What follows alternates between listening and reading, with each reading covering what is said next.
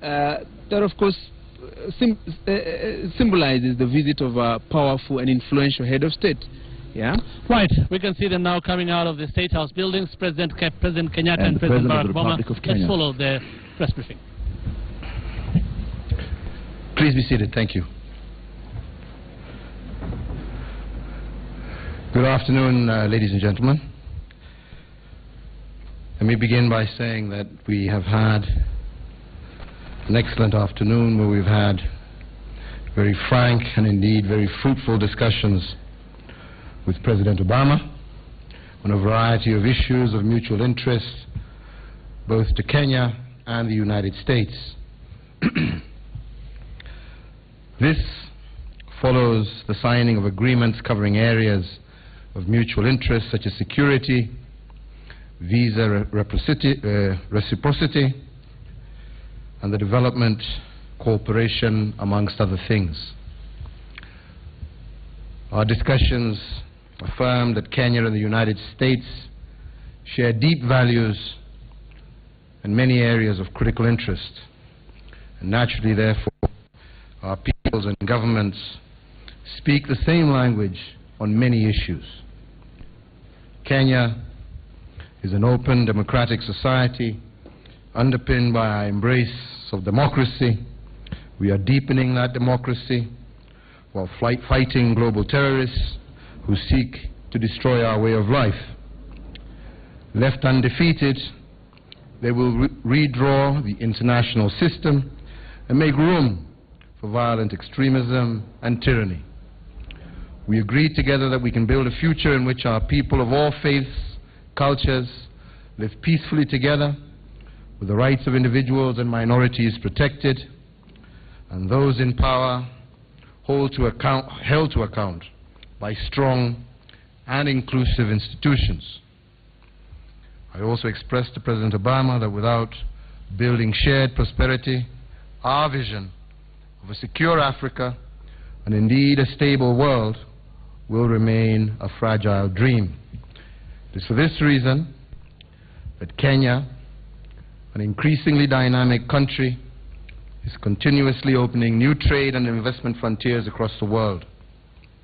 I conveyed the hope that during his tenure in office, the United States would look to develop a strong strategic partnership with Africa built on shared values and interests. I also expressed the hope that his visit will allow him and the people of the United States to gain an even deeper insight on Africa's challenges, and this will enable them to see these challenges as an expression of great opportunities that are available here. The United States is a country of entrepreneurs with a unique capacity to build transformative businesses, and I hope that these entrepreneurs and investors will recognize and act on the immense opportunities Kenya and Africa present. And in this regard, I also express my appreciation of his leadership in shepherding the renewal of AGOA.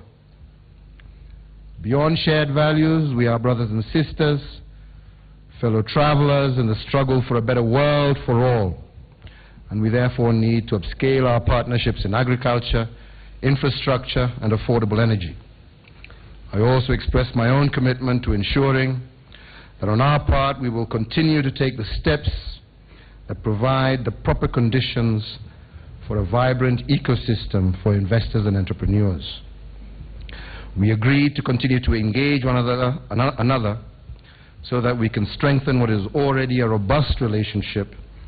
And indeed, I look forward to hosting President Obama later this evening, and indeed also seeing him at the sidelines of the United Nations General Assembly in September. President Obama, once again, on my own behalf, on behalf of my government and the people of Kenya, let me thank you for your support, as evidenced by the various agreements signed between our two governments, and indeed your willingness to engage Kenya in the true spirit of partnership. It's now my pleasure to introduce the President to make some brief remarks as well. Thank you.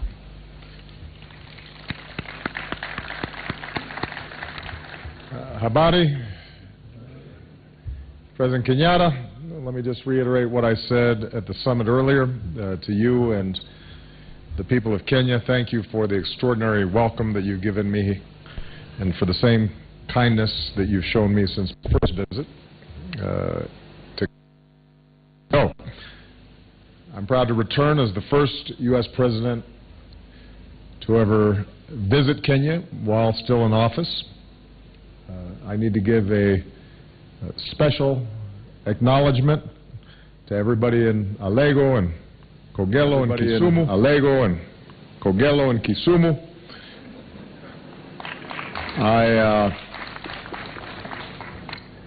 I'm well aware, however, that the enthusiasm that we're seeing today from my visit is a reflection of something bigger, and that's the desire among the Kenyan people for a deeper partnership with America, and that's why I'm here. My work with President Kenyatta today has been rooted in our shared recognition that the interests of both our nations and the lives of both our peoples can be advanced if our countries deepen and expand our cooperation, and that's what we've agreed to today. First, I want to salute the Kenyan people for their hard-won progress in strengthening their democracy. Millions voted for the new constitution, one of the most progressive in Africa, with its strong protections for freedom of expression, assembly, and the press, and its emphasis on equality and against discrimination. The election 2 years ago was competitive and largely peaceful. Kenya has a determined, active, feisty press, as we see here today. And as I've said elsewhere, a free press helps make a nation stronger and more successful. And it makes us, leaders, more effective because it demands greater accountability. Kenya has a vibrant civil society, which is essential for any democracy. And I look forward to meeting tomorrow with representatives from civil society who stand up for the dignity and the rights of all Kenyans. Dignity begins, of course, with the ability to provide a decent life for our families. And today, President Kenyatta and I agreed to expand the economic partnerships between our peoples that can provide broad-based prosperity. We will extend student and business visas for up to 5 years for Kenyans traveling to the United States and for Americans traveling to Kenya. This will make it easier for university students to complete their studies and for businesses to make long-term plans. Our governments are also working to launch direct flights between Kenya and the United States as soon as possible. As part of our Young African Leaders Initiative, we'll also continue to support promising Kenyan youth as they work to become future leaders in business, civil society, and government. Now that we've renewed the African Growth and Opportunity Act, or AGOA, for another 10 years, I discussed with President Kenyatta how we can expand our economic cooperation, and we're especially focused on infrastructure and energy, two keys to economic growth. Our Power Africa initiative is supporting Kenya's goal of achieving its national energy needs, electricity for Kenyans, by 2030. And this includes innovations that bring power to rural Kenyans who are off the grid, as I saw earlier today at the Global Entrepreneurship Summit. I also want to commend Kenya, a leader in clean energy, for announcing its post-2020 target to limit carbon emissions as part of our fight against climate change. Together, we are confronting insidious threats to Kenya's prosperity. President Kenyatta, I want to commend you on your announced commitment to rooting out corruption. With the joint commitment we've agreed to today, the United States will offer advice and technical assistance to support Kenya as it takes additional steps to increase transparency and accountability and to strengthen institutions that fight corruption. So we're making important commitments, and now we need to work together to fulfill them. Because if Kenya can put in place the habits and institutions of good governance, it can help unleash even greater growth and investment and prosperity for the Kenyan people. Our countries are also close partners in the fight against poachers and traffickers that threaten Kenya's world-famous wildlife. The United States has a ban already on the commercial import of elephant ivory. I can announce that we're proposing a new rule that bans the sale of virtually all ivory across our state lines, which will eliminate the market for illegal ivory in the United States. On security, the United States and Kenya are already strong partners, and today we reaffirmed that we stand united in the face of terrorism. Earlier, I had the opportunity to meet with survivors and families of victims of the bombing of our U.S. Embassy in 1998 in the face of despicable violence, such as the attack on Garissa University College and the Westgate Mall. The Kenyan people have shown incredible resolve and remarkable resilience. I also want to pay tribute to the sacrifices of Kenyan forces who serve in the African Union-led mission against al-Shabaab in Somalia, and to thank Kenya for hosting so many Somali refugees who are the victims of al-Shabaab. Today we discussed deepening our security cooperation. As part of our security governance initiative, our governments signed an action plan yesterday in which we'll support Kenya's efforts to strengthen its judiciary, police, and border security. We also discussed broader efforts to counter violent extremism here in Kenya and around the world, efforts that are advanced when there is rule of law, respect for human rights, a space for civil society and peaceful dissent, and when we welcome all communities as our partners. All our nations are going to have to work together in order for us to be successful.